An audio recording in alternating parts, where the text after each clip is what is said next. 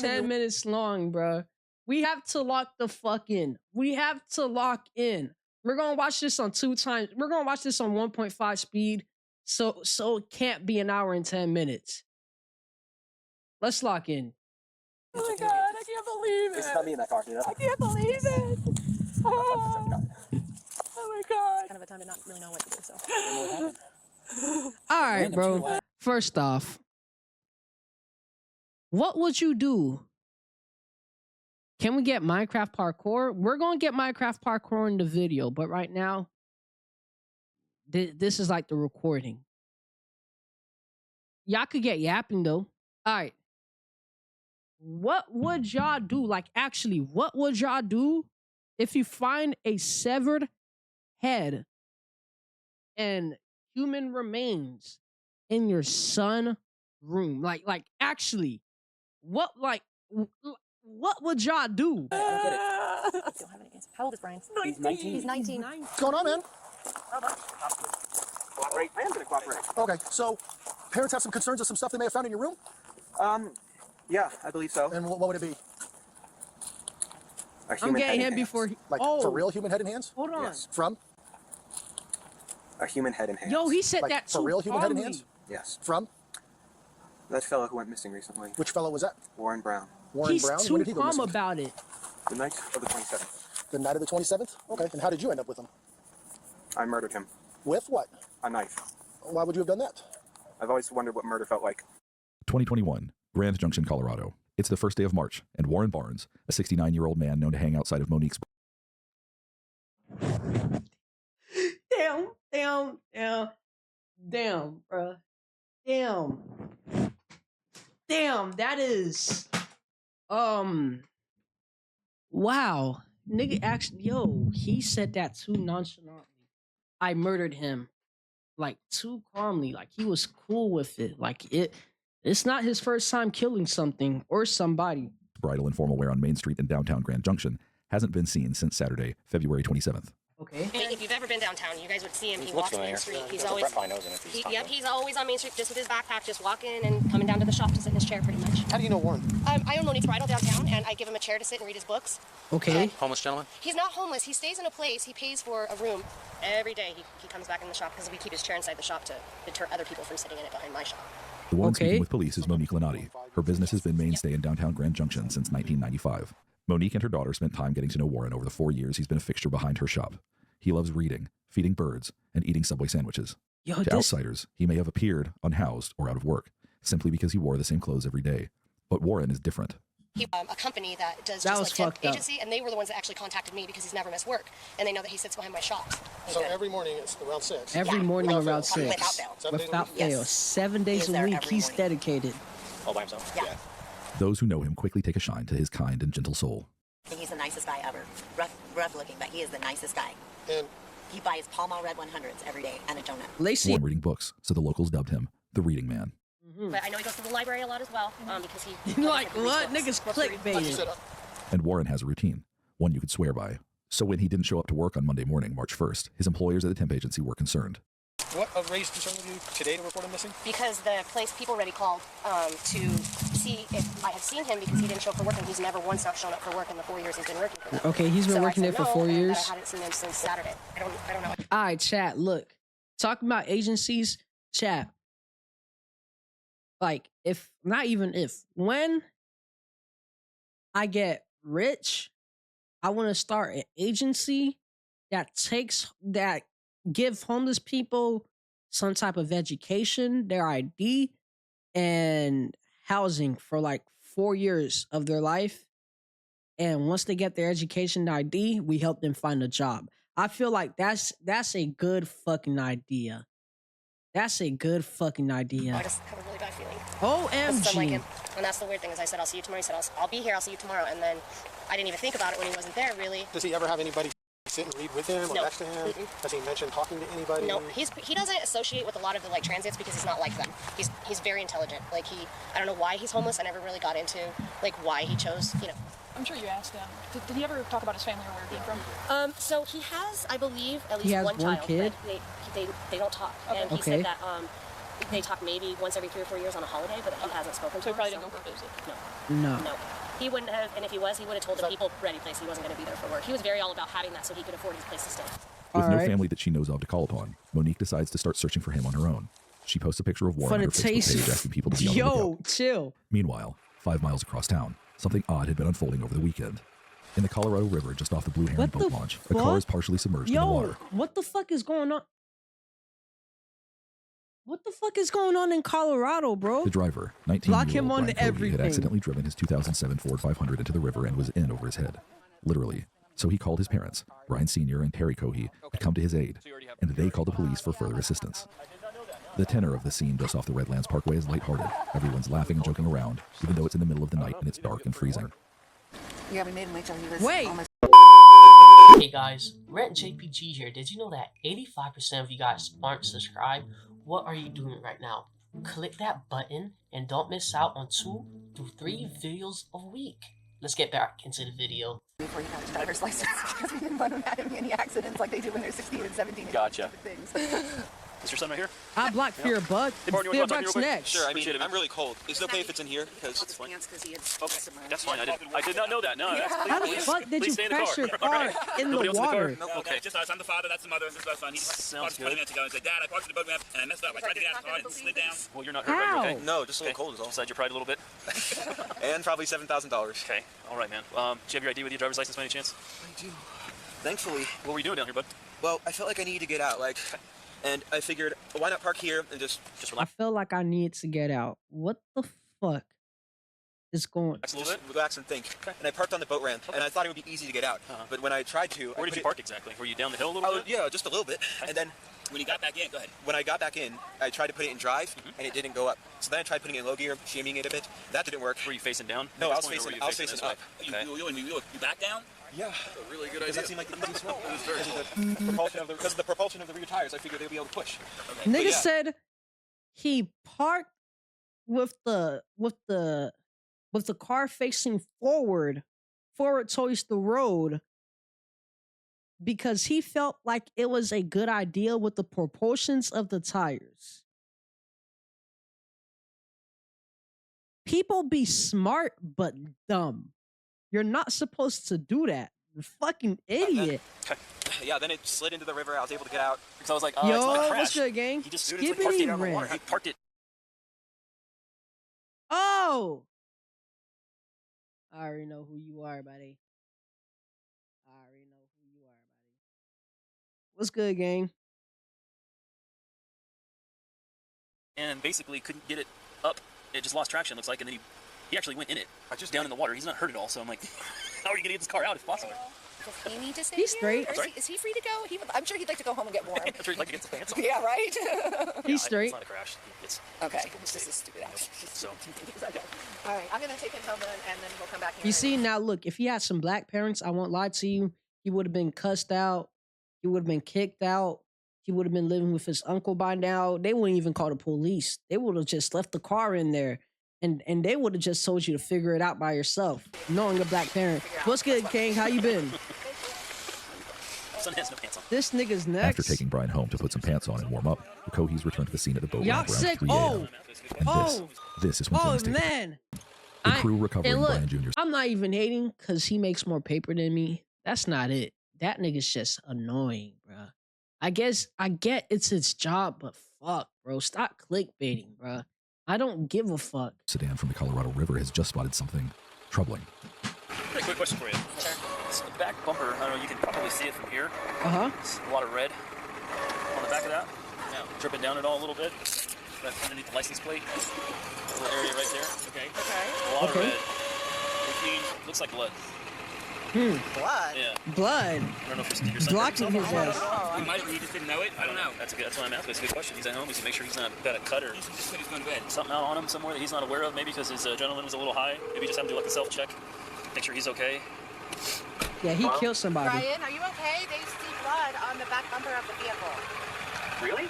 Yeah, did you get hurt? Yo, this nigga's a great fucking actor. Are you sure you don't have any injuries? No, I'm fine.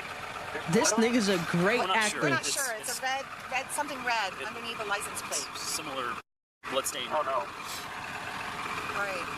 But you're not injured. Oh, he gets. Alright. No, I don't know what would cause blood or whatever it is on the bumper. But you're not injured. No, I'm not injured. Okay. Interrogation All right, room. Is it good? Yeah, we got a long way to Trying to get it go. out. They got to rehook and try to say it again. They're having trouble getting your car out, buddy. All right. We'll call you back. If I can turn this down. Bye. I gotta move my car. I gotta move my car for the driver. Okay. The car is finally removed from Yo, the car. thank you for the follow, Skibbity Lens. What'd they say about What us the looking on the fuck? trunk? Who's making these accounts? The officers are unable to get into the trunk. Brian seemingly locked it Yo, before getting into Lens. the water. Yo, The car is Lens. released back into the Are custody you of the making Cohees these the next accounts, morning. bro? What Brian the Sr. decides fuck? to clean his son's car. Someone After bend all, this it had nigga. been in the river for hours and badly needed it. So I'm like, okay, now I need to start Brian. He's got to work. He's got to work. So right Redacted. away, I popped the hood, unhooked the battery, because it was dead. Tried to charge the battery. I started going through the car, vacuuming out all the water. Did as much as I could yesterday, Saturday. Went back into it this morning, just to continue. And I opened the glove box, and there was a knife in the glove box, underwater. Okay. The glove box is full of water. Very large knife. Okay.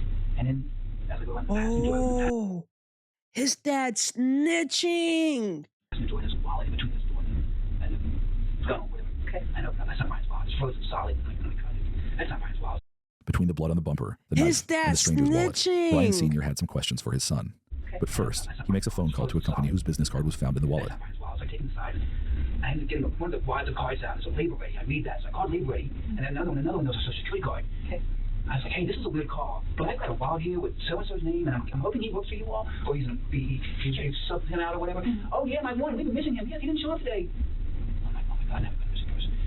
Okay, well, I found his wallet at Blueprint Program. So here's my name, here's all my information. If you get a hold of him, tell him I found his wallet here at my house. Okay, so I left that with that. Brian Sr.'s next phone call is to Brian Jr. This nigga is Brian Jr. Call Brian. Brian, what's going on? Why is it long car? Oh, I found it down the bookman when I was down there walking around. Okay, and he was so sincere. I took it all. I want to believe him. It's my son. Sure. You found him. Brian, how come, and all this going on in the last 2 days? Well, how come you didn't tell us about the wallet? My dad was just so excited with all the going on. My car getting towed. Look at this wet now. We'll start. I didn't think about it. I didn't think it was important, Dad. I'm like, Brian, who is Warren? Who is this Warren, whatever guy? Dad, I swear to you, the bottom, I only know one Warren. He's my school friend.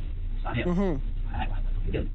Unbeknownst to Brian Sr., his wife Terry, who operates a child care facility This nigga's a master manipulator. He's better than out of Drake. the home, is almost simultaneously making a chilling discovery in her son's room. I went, started working on my house, doing some drywall repairs, just doing other things.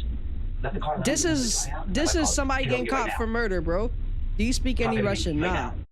111 is John. Address emergency. Hi, there is an emergency. I found something in my son's closet wrapped in a plastic bag. Okay, what was it? I think it's a human head. It's a what? I think it's a human head. I think it's a human head. It's on here. Is it bloody or did it like anything like that? I just want you to come. So I had to take a picture and send it to you. What's the address? Is your son there now? He just pulled up. We wanted to make sure he was here before we called. How old is he? 19. He's had a little bit of a fascination with the morbid, but he was channeling it, I thought, into becoming a crime scene investigator, but not so much. Do you think he's going to be cooperative with us? I don't know. I don't think he'll be violent. Just came back from his friend's house. Does he have any weapons in his room or do you guys have any in the house? I don't know. I think that he has a shotgun, but we can remove it immediately before he gets in his room. He's caught by the car now, so. Is the bag still in the closet? No, it's in my kitchen sink. And there's a secondary bag that I have not opened. Officers from the Mesa County Sheriff's Office respond to the Cohee residence on South Broadway. At this point, all the children in Terry Cohee's daycare have been picked up by their parents. Outside the home, at the end of their gravel driveway, Brian Sr., Terry, Brian Jr., and Brian's brother Andy await police. Okay, so parents have some concerns of some stuff they may have found in your room? Yeah, I believe so. And what would it be? A human head and hands. A human head and hands. Yes. From? That fellow who went missing recently. Which fellow was that? Warren Brown. Warren Brown? When did he go missing? The night of the 27th. The night of the 27th? Okay, and how did you end up with him? I murdered him. With what? A knife. Why would you have done that? I've always wondered what murder felt like. Okay, where did you do that at? Underneath the bridge. Which bridge? The one past. Okay. Near the weird intersection. Okay, do you have anything on you? He's gonna cut, poke, hurt, stick me anything without reaching for nothing? Don't reach for nothing. My phone and my wallet, that's okay. it. Well, I'm gonna have you face that way, put your hands on top of your head for me real quick. I just wanna make sure you interlace your fingers for me real quick, all right? Yo, this nigga really fucked up his life just to, you know, he really messed up his life just to know the feeling of murder. He said he's leaving. All right, bro. Stay safe, gang. Okay. How do you know this guy? They told me that was what was in the wallet. What do you mean that was? No, fine. How did you come across this How'd you guy? come across the gentleman? I was driving, and I saw a strange shape near the railway. So I parked my car and investigated it, and I found it to be a man sleeping. Okay. Where's the knife at? It is in my sunken car. Well, it's in my car. I had that previously. This is going to be an investment, and I'll take it from there. So did that happen when you crashed your car? Or is that totally different? That's related, but a different event. Okay. How's it related?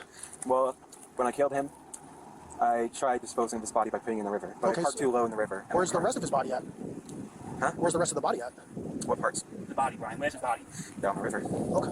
I'm gonna have you walk over here. You're gonna sit in the back of my partner's patrol car for a minute, okay? This nigga's fucking Just sit back there and hang out for me, okay? crazy. 200-pound, 6'1" Brian Cohey is cooperative and polite, if not a bit awkward. The This female officer nigga's from the Mesa County fucking Sheriff's Office helps the 19-year-old into her patrol car. How are you? I'm good, sir. How are you? You said your name's Brian? Yeah, I'm not feeling too well. You're not feeling too well? All right. No, these past few days I've been very, very anxious. That's understandable. So what we're going to have you do here is I'm just going to have you sit in the back here, okay? I'm going to turn on the air for you in a second.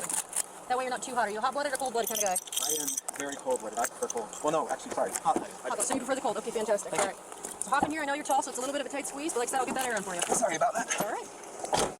Meanwhile, the male officer needs to go inside the house and see for himself if there actually is a human head in the sink, like Terry Cohey claimed in her 911 call. Can you walk me inside, please? Okay. Let me do it. You go inside. Well, let's stay out here with me for a minute. Sit down. Come on, sit down. Can I go in there and verify here? Oh, yeah, please? we haven't seen it. Yeah, we Okay. haven't. It's under the towel. Okay. Yo. Yo. Just make sure that guy goes in the You know I hate that break my shit. Yeah, it's not lame. House champion. I had a bag about what happened this weekend. Okay. She said there's a bag in his closet, and she opened it up, and she called me and said, "Get over here right now." Yo, thank God for having nosy mothers, bruh. Like, actually, there was a lot of stuff I couldn't do because my mom was nosy, bro. Bro, there was a lot of stuff I couldn't do because my mom was nosy. And thank God for that, bro. Like, I knew she was nosy too, and thank God. I covered this now. Okay. Let me see it because we didn't want him to run. I don't want to look at it. Oh shit, I forgot to tell people I'm live. Ah, man. 22, 42, you clear for a call? Wait, did he see the head? All right, I'm giving you a call. Yeah, let me get this figured out.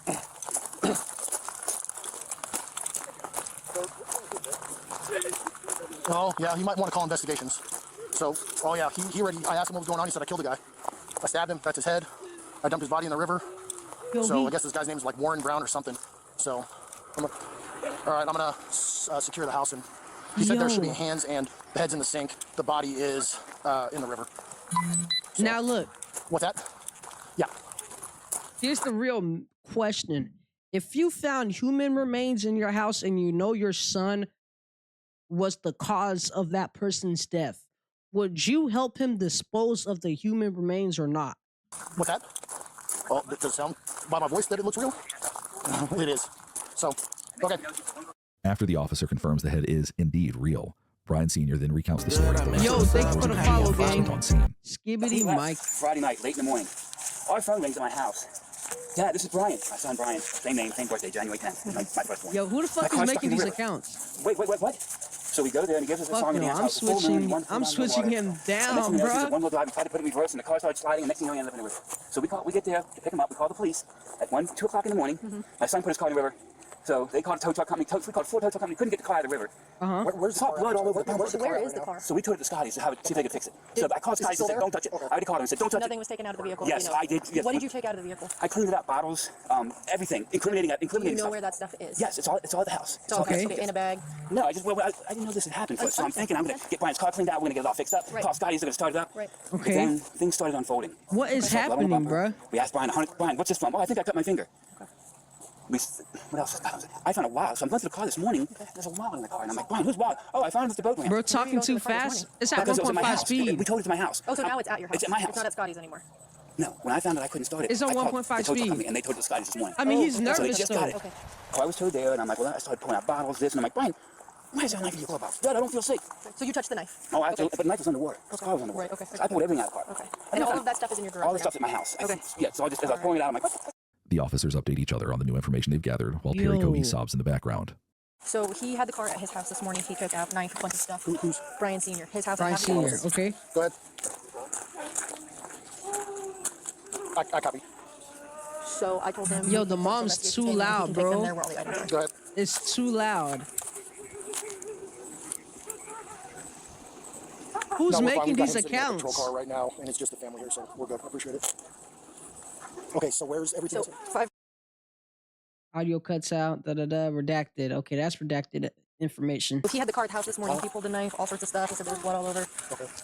Hold on. You're good. When was this? 2021. We'll also have a second address that'll have to either go through our instant or through a search warrant. Our name is both Mikey, friend. How do you know Sav name is Mikey? Yo, what's good? All right, Ishmael. What's good, gang? What's good? Dad's super cooperative about taking us there and letting us look it. So I just told him we'd wait till investigations got here. And just keep him here. They have another location. I don't believe this is their house, or maybe this is their second house. It's their second house. Yeah, I copy. They're cooperative. I'm a participant in this live stream. I just don't Also, he's speak. await instructions on what to do next. They have some questions. I know you guys have a lot going on right now. It's a lot to process, so we'll work with you every step of the way as much as we can. Yeah. Oh my God. We're gonna try to keep that a while, so we're hoping. We need to get clearance from you so we can get out of Dodge. Because I don't want to. We can't have news in front of me. I run the life jacket program hand down. Okay. Biggest thing is our investigation unit. Oh, absolutely, absolutely, sure. Like I said, even if news shows up, we're not gonna let them down here. Thank you. So Okay. Just focus on. When I'm up there, breathing either they'll be and able to see stuff from up there too. Well, nobody else should know about this right now. Yeah. Okay. Good. Oh my So again, be God, careful who you guys bro. talk to, who you tell anything. Nobody. What's the name of my community then? Okay. All right. Okay. And your name? Nice to meet you. Sorry, we're meeting this way. Oh my God, I can't believe it. It's not me in that car, you know? I can't believe it. Yeah, that's how you spell it. That's the correct spelling. Oh my God. It's kind of a time to not really know what to do, so. Random too. Why? I don't get it. I don't have any answer. How old is Brian? 19. He's 19. He's 19. Bro. His birthday's 2 days from now. His birthday's he shares the same birthday as my cousin. 19. This nigga's crazy. Terry. Okay, are you okay? Do you need any medical? Well, we're waiting on a call from my doctor. Okay. All right. So hang tight right here. I got to chat with my partners again, okay? Brian, when would you say this? What night did this happen? No, Friday, late Saturday morning. This Saturday? Yes. Okay. 1 o'clock now. Stop. Just this Saturday. At 1 in the morning. 1 in the morning. Yeah, the whole incident. It's now time to take the 19-year-old suspect to the station for questioning. Nah, he might actually be. His parents follow the patrol car to the sheriff's office where they will also be interviewed. I've got one mail on board. We're going to to the office. On the drive over, Brian Jr. makes light conversation with the sheriff's deputy until he notices where they are. It is 2:32. That's like, 5 o'clock for us in Florida and shit. It was under this bridge? It was under this bridge? Wow. Hold on, bro. Like right there under the bridge? I can't be a police officer. I can't be a police officer. I'll have to gun him down. Murder by cops, bruh. Like sewer, like the sewers side. Like if you go on the side of the sewers by cops, bruh. Or like, bruh, like this side of the bridge, behind one of the support beams. Stuck quick. He said it was the bridge here, right by the jail.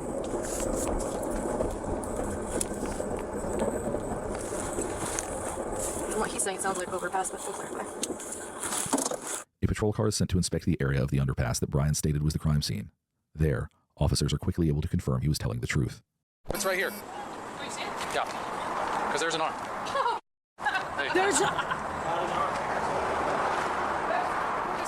There's an arm, there's another arm. Okay, hold on. Do some pictures. There's another one. I don't have a clue. Okay. This is like something out of TV. Yeah. Discussion with the deputy chief about how these kids don't have any remorse. No, nigga said how these kids don't have any remorse. It's him who don't have any remorse. It's him. Right, here's a leg. So that could be the upper arm or a leg. Well, there's 3. There, and there. Pieces down there. A patrol guy to it and then hold it, because the potential is that there's a secondary by the boat launch. Yeah, I would think so. We can If run you out wanna there and go- look at that, and then if you guys, we can just ask for a. I'm switching to primary. Hold on. But if we can get the lab out here, that would be the best thing. Yeah, get forensics out here. After the 8-minute drive to the sheriff's office is complete, the deputy escorts Brian Jr. into the interrogation room. He's ready. Everybody's cooperative, including Dad Brian Sr., son is Brian Jr. They're ready for him. Okay, cool. Ready? Let me call parents, let them know to park here, and then we'll have someone email front. Yo, this nigga needs to go to prison. He needs to go to fuck prison. Nah, bro, they need to put this nigga under the jail, bro. If you want to know how killing somebody felt like, bro, join the spec. Don't. Play a video game. Play something different. Okay, so what I want you guys to do is pull into the front of the sheriff's office, and when you do that, you're gonna... Okay, no problem. Okay, so you're just gonna pull up in front of the sheriff's office, okay, and just park up here at the front, and then we will have somebody, most likely myself, will come out here, and I'll look for you, and then as soon as you guys pull up and are just parked, I'll meet you and walk you back, okay? Okay. Okay, sounds good. Just hang tight in your car, and then you'll see me come out, and then we can meet then. What is going through a parent's head, bro? He needs to get executed. I can't lie, bro. Like, execution. I don't think Colorado got an execution law, bro. They need to send this nigga to a supermax jail. He really said he did it just to do it, bro. He did it just to have that feeling. And that's just sick. Like, he's actually sick in the head for that. He's really sick in the head, bro. And I'm wondering what can influence somebody to do this. It can't be video games. Like, I play video games, and I don't wonder how it feels like to kill somebody. It has to be shit. It has to be something else, bruh. Okay, I'm gonna walk him back. Okay, thank you. It has to be something Brian. else. Thank you. No problem, sir. He's not So handcuffed. we're gonna walk right this way, okay? You're fine with me not being in cuffs. I'm fine with you not being in cuffs. Okay, thank you. And like he's aware that he could do anything right now if these cops weren't looking. Like, he's 6'1", 200 pounds. He could knock her out and run for it right now. All right, Brian, open this door for me, please. Oh, just pull it. There you go. You're good, you're good. All right, just face that glass right there for me. Okay. Just walk over for me, Brian. All right, slow down. You're a big guy. Slow down. You're okay. So we're going to take a right here. Right. Okay, keep on walking. Yes. Walk through these guys here. Oh, I should have a mask. You're okay. Don't worry about it, okay? Keep on walking. Yep. She is so calm, bro. All right, we're going to take a left. When the GTA gameplay dropped into it, shit, I don't know. Like, I don't really like to, like, you know, stream my crimes, you know? Like, I don't really like to stream my crimes. But whenever the next time I do Grand Theft Auto, I'll show it to y'all, you know? I'll show y'all a video on the Discord. Just let me know if y'all want to see it, though. I'm probably going to go for a Mercedes-Benz next time. You know? I'm probably going to go for a Mercedes-Benz next time. If you guys want me to rob another car, just let me know. Probably a Lambo. I really want a Lambo. Keep going. I never did that before. Hard left. Right I here, never, right like, robbed a Lambo for somebody. So have a seat, and we'll be with you in a moment, okay? Thanks, Brian. I'm copping a Jag. A Jag Parents arrived sounds just a couple of nice. minutes after their son. Just follow me all the way down. Follow me all the way down. I'm craving rice. We're gonna have you guys have a seat in here, and we'll do what you do. In the interview room, Terry Cohey is understandably upset and anxious. Damn. Her eldest son has just admitted to murdering a stranger for the thrill of it. The detective wants to know the question on everyone's mind at this point. Damn. What would drive this seemingly nonviolent teen? Does he look like a murderer to you? Like, if you didn't know he murdered somebody, does he look like somebody to murder someone? Is that Call Me Carson? He does look like Call Me Carson. You know what? Yeah, he does look like Call Me Carson. Fuck. Oh my god, bro. Nah. To murder. Tell me about Brian. Does he have any kind of mental issues? Or Is he autistic? He has ADHD. ADHD medicine or ADHD don't make you kill people. That's not it. He has to have some type of psychosis. He look like he needs chromosomes. What the fuck? He started exhibiting antisocial Antisocial behavior. Same things get kids riled up and thinking it's funny. Okay, so he has ADHD and autism. And in middle school, he used to just troll niggas. Okay. The doctor has said, yes, he's ADHD, yes, he's autistic, yes, he's this. Oh, and there's some indications that he should get further testing because of potential psychosis. I knew it. I knew he had some type of psychosis. I knew it. I knew it. It takes one to know one. I asked about referrals and calls and nobody in town to see them. Okay. The only place to go is Denver. And I was like, how much does it just take him to Denver? And so we got him involved. I knew it. She worked with him for about a year and then COVID hit. And so she couldn't do sessions anymore. All right. Tried to do over the phone sessions, but it's just not very effective, beneficial. It's just kind of like we just like, okay, well, he seems to be doing good. You know, he graduated high school. He works at okay. He's been working there for the year in August. The detective wants to know more about the medications Brian is on and if he's actually taking them. And he said he's not taking his medication. He's not taking? He's on ADHD medicine. He's on ADHD medicine. He works, on his part-time job. Okay. And he takes sertraline, which is an anti-anxiety. Anti-anxiety, antidepressant. So he's been diagnosed that as well. And to the best of your knowledge, is he actually taking them? Like, do you watch him take them? I don't watch him take them, but I have him on set, and every night at 10 p.m. I say, Brian, take your medicine. And he says, I know, I am. And as I looked at his pill container, I mean, it's going, you know, seems to be going down. So I assumed he was taking it. What about alcohol or any other recreation drugs? No. Nothing like that. When you talked about the school stuff and having lots of issues, what were the issues that they were having that made other kiddos not feel safe? He would make jokes that were not appropriate. Like what? He got suspended a few times. Like, for behavior that wasn't acceptable. Like this one girl that he knows very well. He knows that she has a lot of issues. Okay. Loud noises frighten her. Loud noises frighten her. School suspensions was when he, you know, came up to her in the hallway and clapped really loud next to her. This nigga's a dickhead. He's a dickhead. Bro. He knows his friend is scared by loud noises. He comes to school one day and just clap like right next to her. He's a dickhead. You know, knowing that it would put her in a panic, and she cried, and you're like, yep, no, you know, that's not happening. He's a dickhead. And he got suspended for prohibited use of a weapon, but there was another boy who brought in nunchucks to school. On the school bus. And Brian was like, wow, cool, you know, and I think this was in 11th grade. And so Brian was like, I think Brian had given out some candy to some kids on the bus.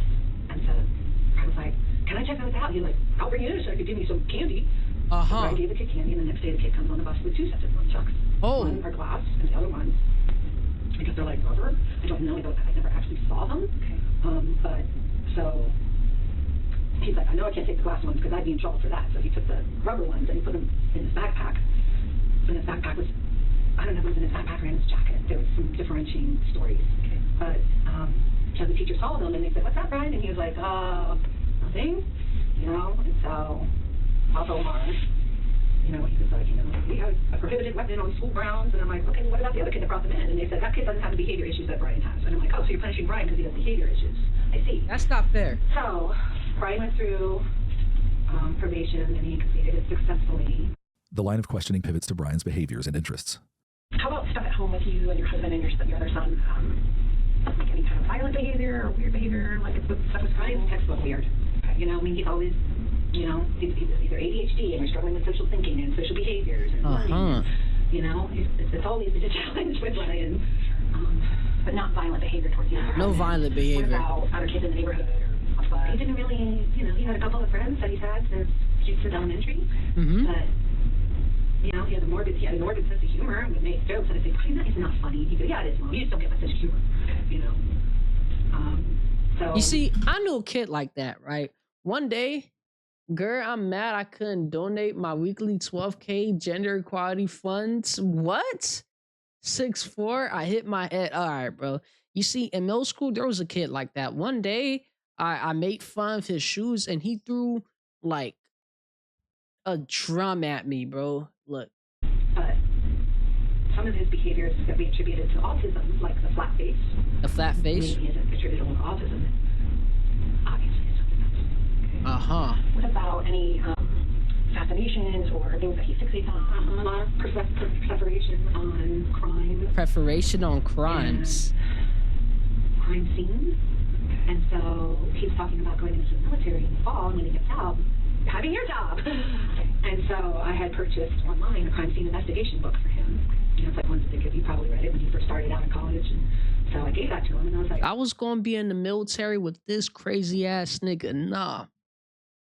This nigga was going to the military in 2021 during the fall. This nigga, no, bro. Bro, no, ain't no way. You know, let's channel that curiosity into something positive that you can affect a good change in the world. And he's like, yeah, that's my plan, Mom. Yeah.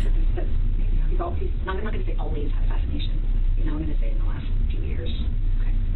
And is it like shows that he watches, or like tries to do things to create a scene? You know what I mean? Like, whether it's like animal stuff or nothing. No, he loves our dogs. Okay, you know, I mean, he's very affectionate with our animals. And, you know, he would watch, you know, like just last week, he watched Silence of the Lambs. But I was like, well, he's 19, what should you know? Probably all watch it. I watched it. It doesn't make me a serial killer. You know? Was there anything else about Brian or the last couple of weeks? No, he's always, you know, sometimes he's affectionate, you know, and every time when I say, I love you, Bugs, and he says, I love you too, Mom, you know, and he gives me a hug, and... Yo, thank you for the follow. That shit scared me. Yo, thank you for the follow. I'm so locked in. Like anything legal that was, you know, that was a problem. But I was like, you know. So there was no signs of him being 95 till 1K. Bro, let's hit 1K before I get shipped out. There was no sign of him being, I'll say, weird. You know, there's no sign of him being. So what the fuck happened? And forgive me, because I don't know all of the exact language and stuff, but like on the spectrum of his autism stuff, do they kind of give you a range? Or thanks, Daddy. About to get you a raise. Say thanks, Daddy. Yo, what's good, Kovu? Thank you for the raid, gang. IQ test well, and blah blah blah. Yo, thank you for the raid, gang. Yo. Hold on. Shut up. Yo, thank you for the raid, gang. Thank you for the follows. Everybody, welcome. We're watching Mom finds severed head in her son's room. It's some morbid shit. Then we're proud. I finished Spider-Man off stream. I won't lie to you, chat. I 100% Spider-Man Miles Morales off stream, like just today. So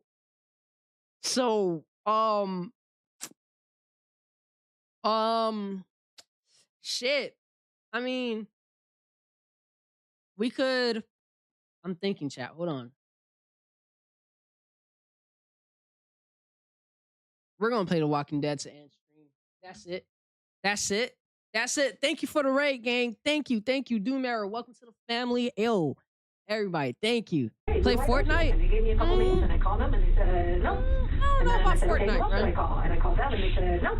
And I said, who else should I call? And I called them, and they said nope. And there was nobody else to call.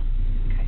And this person, she kind of doing some basic counseling type stuff. She works specifically with autistic children. Okay. And so we were referred to her from. Okay. And you know, like I said, he was doing good. Going in to see her once a week, and you know, and because of everything going on in school, you know, we said, you know, we don't feel like he's a danger to other people or to us. Okay. Maybe himself. Yeah, I don't care about the behavior. Why did he kill the homeless man? And I was like, do you think he's a danger to others? And she goes, well, from the discussions we had, I can't really make that determination, but. So he said he must have been going to her for quite a while then. He was seeing her for about a year. He had been seeing her for a year and a half, but he wasn't making any progress. Things just kept getting worse and worse. Behaviors were worse. Like I said, there's never any violent outbursts. Never, you know, just a fascination with some things that I thought we were channeling properly. And, you know, his work Yeah, is she's just yapping. I really don't care. And I was like, well, Stephen King's got a warning stuff, I'm you know, locked and in. he's I'm locked in. millionaire, writing books, you know. Brian Sr. is dumbfounded by the situation he's found himself in. Our kids are both doing good. They're okay in school. They don't drink or smoke. So I They didn't don't drink or smoke? No warnings that this was going to happen. But he quickly realizes that this is not an accurate picture of his son. He's obviously sick. He's obviously very sick. We've noticed weird things about him. I mean, bro. Lurk, thank you for the lurk. I mean, chat, look, bro. As a parent, if you know your son is fucking, I won't say sick in the head. I won't say sick in the head. 2x speed. 2x speed is nefarious, bro. It's an hour and 10 minutes long, bro. I will be sitting here forever. And plus, I'm yapping, right? Look. For a, like, no, it's not even 2x. It's 1.5, bro. It's 1.5. But look, as a parent, bro, I don't care how much you love your child. If that kid is not right in the head, bro, you have to admit the kid is not right in the head, bro. You can still love them, but you have to be aware. This little nigga's fucked up. Like, bro, this little nigga's fucked up. If I see my son killing an animal and I ask him why he did it, and he say he did it for fun, this little nigga's fucked up. I mean, like, bruh, nah. Like, you have to admit, you gotta be able to admit your kid got fucking issues, right, bro? Like, yo, it don't even have to be physical issues. It could be mental issues. You have to admit when your seed's fucked up, and it's straight, bro. But I feel like it's the fact that parents don't want to see their kids as an imperfect being. They want to see them as the perfect being that they created. You know? But, yo, anything made by a human is imperfect, one way or the other. It's cold. Just he looks at me and he has this cold look on his face. He got a cold look on his face. I don't know if it's from his friends that he's hanging out with or what, but... Tell me about some of the, I know he's had some issues in school, but tell me about Brian from his childhood. Very growing up. He was good growing up, but I think they diagnosed him early in elementary school with ADHD. Because he would, he had trouble meeting friends, trouble talking, doing funny things. So he was always kind of on his own. He was a loner. You know, he had friends, a certain amount of friends. But yo, my fault, bro. You gotta be able when your kids fucking. Yo, no, you're fucked up for that. He wasn't accepted, I know that. But he wasn't accepted? He's got friends he hangs around with, you know, respectable friends. And we just thought, but it just seems like not friends that would ever, not those kind of friends. Sure. Clean, good friends. Okay. You know, the worst they have is they play video games. They drink too much Pepsi. That's my only complaint. They drink too much Pepsi. Okay. I don't know what happened. I don't know why. What made him go? You know, I'll never know that question. I don't know how many times you want to ask me. You see, as a person who knows, like, street niggas who are killers, I would say the biggest sign is that, right? Like, they said he had a fascination with crime. That's probably one of the biggest signs, bro. It's either them killing animals for fun or they just got a fascination with crime, bro. That's probably the biggest sign, bro. Like, I could, I'm not going to call nobody, but I could ask somebody right now, like, yo, were you fascinated with something as a kid? Like, that's the biggest fucking sign that somebody's going to be a killer. They either don't give a fuck, too. A lot of niggas don't be giving a fuck. They be popping perks. They be doing a lot of stuff. Yo, that's, but yeah. Why, who, when, where, I don't know. I'm just as dark about this as you. Still, Brian Sr. maintains there was not a single sign that anything like this would ever happen. Never been physical at all with any family members. Mom, Never dad, been physical? Dogs. Never any not pulled over in his body. Never, ever, nothing. At the end of the day, you don't know because motherfuckers be doing all that barking and shit. For sure, though, like, yo, a lot of niggas just be talking shit just to talk shit.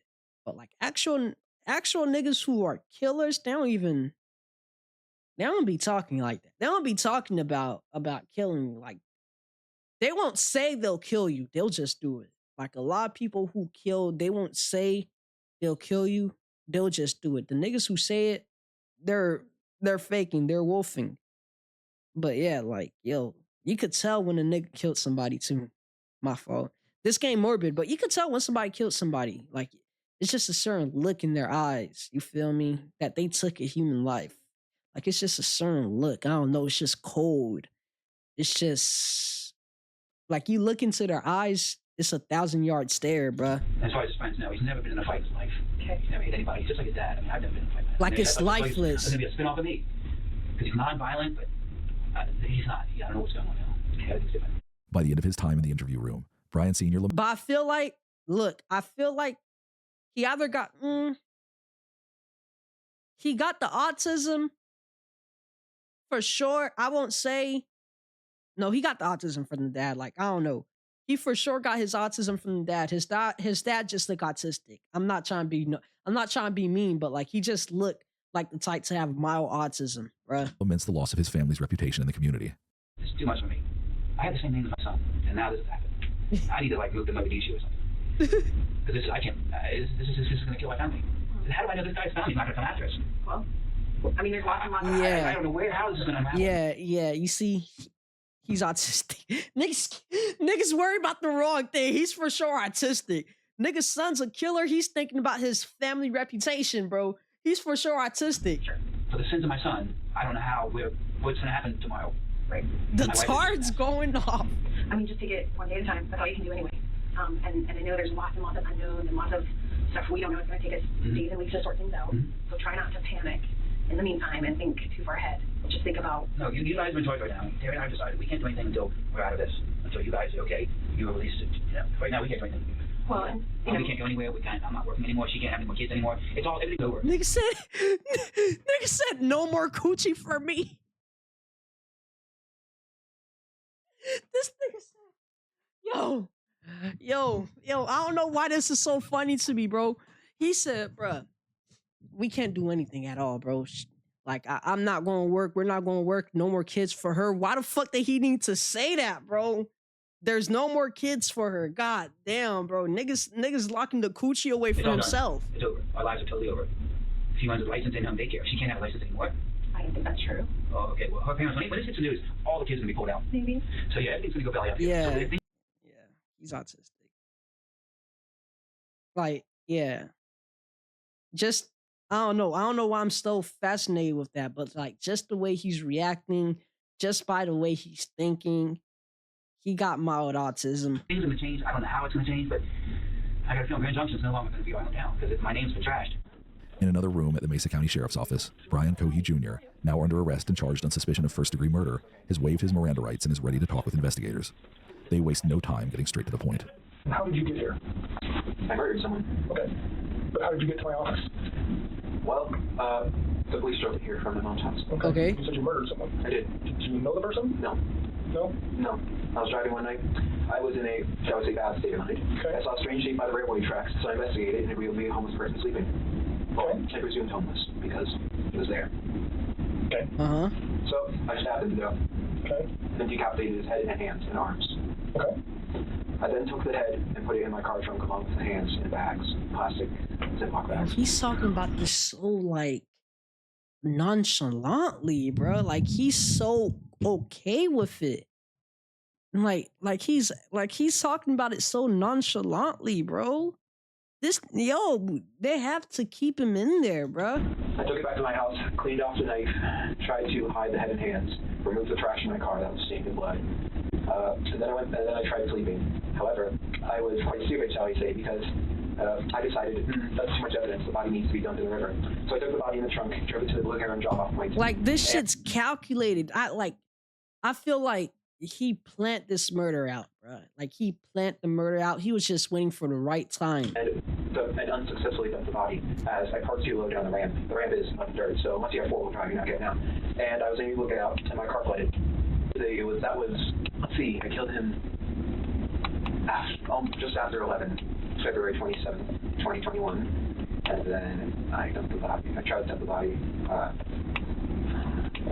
I'm trying to remember the time exactly. He remembered the exact time. Yeah. So that sounds fascinating. What do you want to know?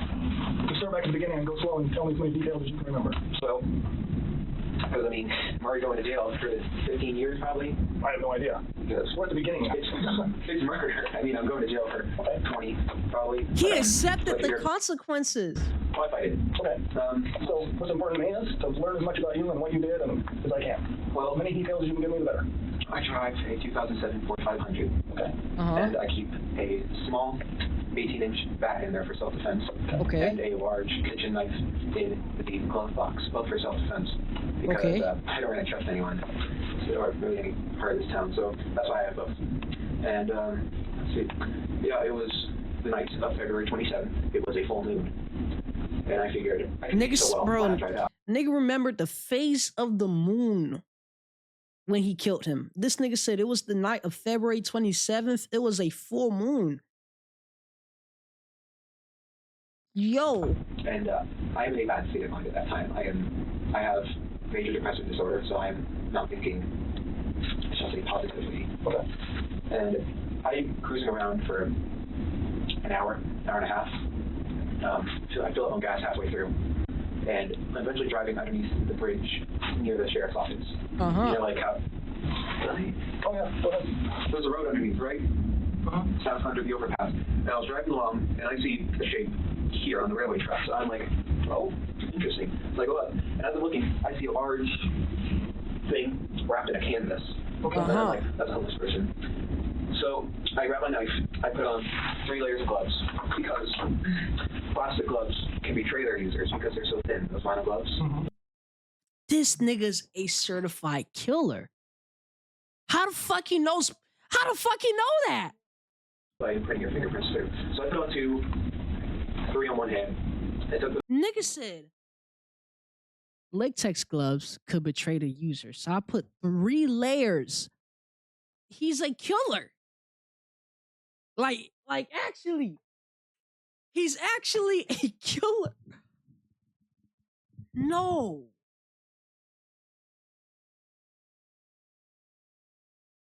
This is not this is shit that normal civilians should know, bro. The man wasn't even homeless, bro. He worked, he had a place to stay. He was just cooling under the bridge. But like him,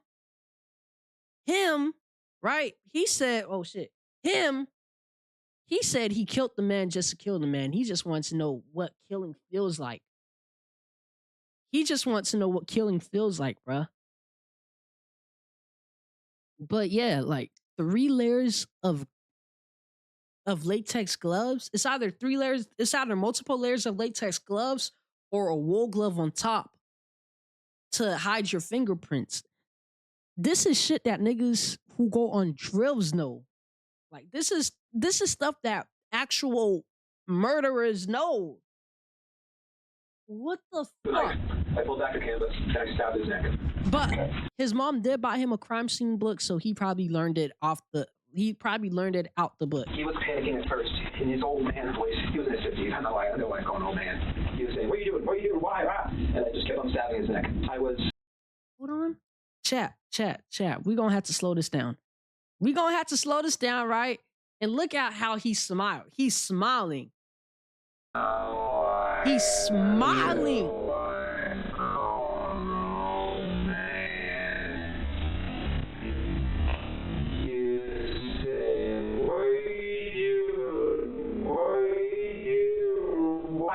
And I just kept on stabbing his neck. This is okay if I do a demonstration. This is him. I was strapped on top of him like this. Okay. And he couldn't fight back. It was actually surprisingly easy. I was breaking the sweat. I thought, oh. This nigga said it was surprisingly easy to kill a 60-year-old old man. I didn't even break a sweat killing him. Put that nigga in prison. God, he's gonna be tough. But no, it was actually surprisingly easy. And during the time I was growling. He was growling. Noises. Why were you doing that? Nigga, he remembers the noise that he was making. I was so excited, so rushed up on adrenaline every day.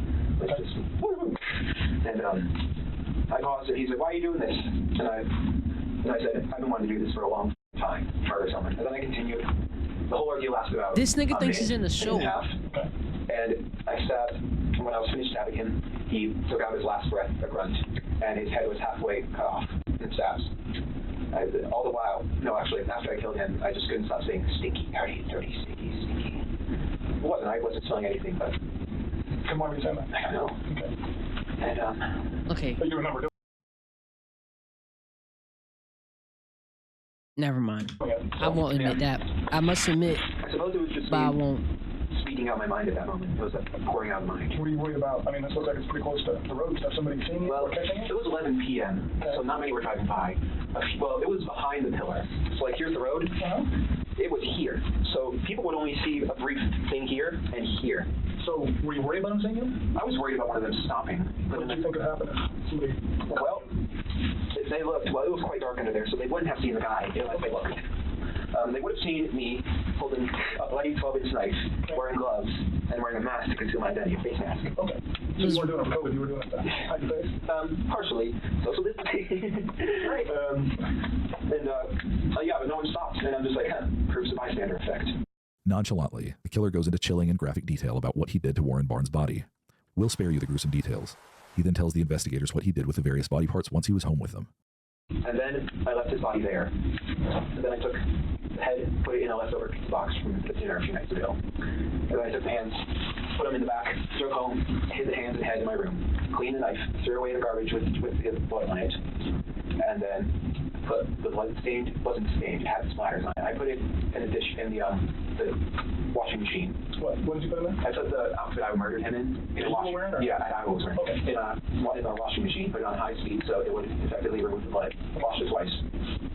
And then I tried going to sleep, but I was worried that because there was a hole in my gloves right here, I was worried that they would be able to obtain a partial print. So I figured, why not go all the way? I drove back in a different outfit, picked up his body, surprisingly heavy, put it in my trunk, and drove to the Blue Heron drop-off station. Okay. I parked, so it's like this, right? So let's say this is the ground. The ramp is quite steep, and you need to have four-wheel drive to pull out of it. Okay. And my car didn't. I thought that I could drive out because I put it in reverse, A, so that's easier to pull the body out, and B, because the back tires will provide propulsion to push up. Right. And I open the trunk, I take his body out, I put it in the water, and because I don't want fingerprints on a body, so I just tried moving it with my shoes. That worked successfully. He goes out some part in the river and floats off. So God knows where he is now. Investigators are still curious to get to the bottom of Brian Cohee's state of mind at the time he committed the murder. And you talked about you were just kind of in a bad space that night. It was, yes. Okay. Why were you in a bad space? Nigga said he was just in a bad space. Oh my God. I didn't take my medicine. And plus for years, I was wondering what murder would feel like because, like Ted Bundy and the Zodiac, they all say murder is the best feeling in the world. So I'm like, I'm going to try that. Okay. So for some time, I've been wondering when it would happen. I always knew I would be in this building, whether it was as a criminal or a police officer. Okay. Because I was planning to go in the military, go into forensics. Okay. Right. And how long do you really, honestly think you've been thinking about? Really, at some point, you wanted to know what murder felt like? A year. Okay. All right. And you said you read books. I read books. I have a book on forensics. Okay.Id you read the book, the Ted Bundy book? No, I have not read the Ted Bundy book. Okay. You didn't read the Ted Bundy book. Have you seen little comments from it or things like that? I'm not sure what book you're talking about. The one you mentioned, the whole it's stuff about Ted Bundy. A lot has been written. No, it was on the internet. Yeah. Okay. All right. And Pizza studied him too. Yeah. So. Crazy. You seem more like Ed, who had Ed Gein. No, Ed in California. Big Ed. Ed Kemper. Yeah. So him? You remind me of Ed Kemper. I know of him. He was a Goliath. He was 6'9", 300 pounds. So can I answer your question? Was all those people did this for some sort of, whether they had sex with the body or it was some sexual gratification in their mind? In criminology, there's different types of. I'm not a serial killer by no means. But some serial killers, there's different types of them. There's organized, disorganized, visionary, missionary. I'm just wondering what gets you excited about doing it? Well, I'm not really sexually attracted to it. Okay. It was just curiosity, more or less. And you said you studied criminology and forensics and all that? Not college study or school study. It's like a passing interest. I understand. But what were you worried about, like leaving evidence behind or being caught? Totally. So tell me about that and what you did then. Well, I was figuring the police don't. This is not to be taken offense, but police they don't seem to care as much about high-risk individuals, homeless people, prostitutes, etc. So I was deliberately looking for someone who lived that type of life, and I found a homeless person. And the original goal was just in there, but I was worried about the fibers on the outfit I was wearing that would be on his clothes and stuff. So I deliberately messed up the clothes, not cutting them up, just throwing them around. And I was worried about just how long it would take to find him, because it's a somewhat traveled road. Eventually, someone with the windows down is going to smell something off. The police have a nose for that type of thing. They're trained to be able to identify the smell of a corpse. So that's where the river idea came from, because a river will wash away a lot of evidence. Rivers are quite tricky. And obviously that was botched. So how long have you been planning or looking for someone to do this with before you found this guy? About a year. year? About a No, 6 months. 6 Have you come months. close or seen somebody or chickened out or anything in the past? No. I mean, I was looking for a deliberately secluded place like that one. I wouldn't just go up in Clifton and find someone walking down the street and stab them. No, that's too public. Everyone sees that. Well, have you looked like at the homeless places or anything in the past? I have, yes. I would go on night drives often, maybe once every 2 weeks. Now just peruse the streets. Okay. So before this guy, how close have you come in the past? Not at all. Not at all? You just drive around? Yeah, look, just try and find someone. Anybody interesting? No. In your mind thought of a plan? Well, occasionally when you see girls walking down the street, I take a glance at them because it really is like a camera where half of me says, well, I'm quite inept with women.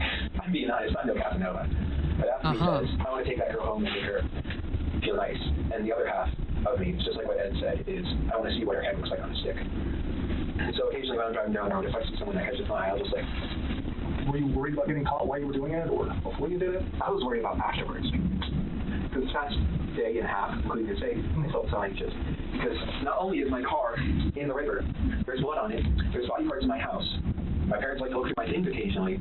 And when they see blood, and eventually when they're going to get the news that a body was found in the river, that's very much circumstantial evidence that's pointing to me. So I was very much anxious these past days that I was eventually going to get caught. Okay. What did you think would happen if you got caught? Well, I figured my mother would have confronted me about it, but no, she didn't even say it until the police arrived. I thought the police would handcuff me, but apparently I've been cooperational, so... Detective's line of questioning moves on to the big question. The Why fuck now? is that Shrek? So what in your life has changed and what in your mind has changed? That's the kid.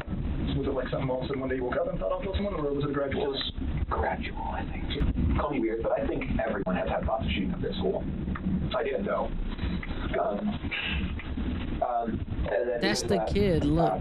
Do the roar. What? Oh no. So thoughts of shooting up the school to today? Thoughts of shooting? Well, last year my parents found a kit I had been assembling. It had hammers, shovels, knives, large zip ties, duct tape, saw. That was meant for hurting people. They found it though, and they were ready to call the police until I had convinced them it was by other methods, for other things. Like, and it was an ultimatum where if I didn't throw it away, all that, they would call the police, and then I would have been arrested on charges of conspiracy. And what if he hadn't been caught? Would Brian Cohey have killed again? If you had not been caught by your folks, what do you think you would have done next? With the kid? I don't know. No. Let's talk about like today. If you would have been able to get rid of the head, and your folks did not find it. Well, it depends. Okay. Would you guys have been able to solve it if the body was found in the river, the head and hands were missing, and there were no fingerprints of human hair? Well, we'd like to think so, but who knows? Right, who knows? We'd love to think so. So let's say we didn't solve it. What happens next? Then what would you have thought him to do next? Well, I thought I would have been very careful because I would have been worried at any moment this could become a cold case and then it could be solved later on down the line. So I probably would have done it again because that was just to see what it felt like. And if I got away with it, I would have just kept the secret to brief. Brian Cohey's trial, where he pleaded not guilty by reason of insanity, lasted for 12 days. Throughout the proceedings, Cohey's attorney argued that his mental illnesses prevented him from knowing right from wrong. But the jury didn't buy it. On his they neck? deliberated for 2 days before finding him guilty of first-degree murder. Judge Richard Gurley said that in his 37 years in the court system and 16 years as a judge, this was one of the most horrific cases he's ever seen. Cohey was sentenced to life in prison plus 13 and a half years with no chance of parole, a far cry from the 15 years he believed he would receive when he was first interrogated. He is currently serving out his sentence at the Buena Vista Correctional Complex in Chaffee County, Colorado, where he will stay for the remainder of his natural life. Good. Brian Cohey thought that he could get away with murder by taking the life of someone he believed wouldn't be worthy of an investigation. He couldn't have been more wrong. Keep Warren that Barnes was not only a beloved man in the downtown me. Grand Junction community, but most importantly, he was a human being who deserved to be treated with the dignity and respect that he offered others. According to the Colorado Sun, Barnes was a lifelong resident of the Grand Valley and told people that he spent time as a cowboy in the Book Cliff Mountains north of Grand Junction.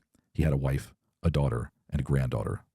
A sculpture by ironworker Tim Navin of a tree, chair, and stack of books, commissioned by one of the many people whose path intertwined with Barnes, sits in the breezeway outside of Monique's bridal shop where he used to pass the time. His mantra, "And you also," is inscribed on one of the books. The memory of the reading man lives on in downtown Grand Junction, despite a monster's attempt otherwise. Keep that nigga far away from me. All right.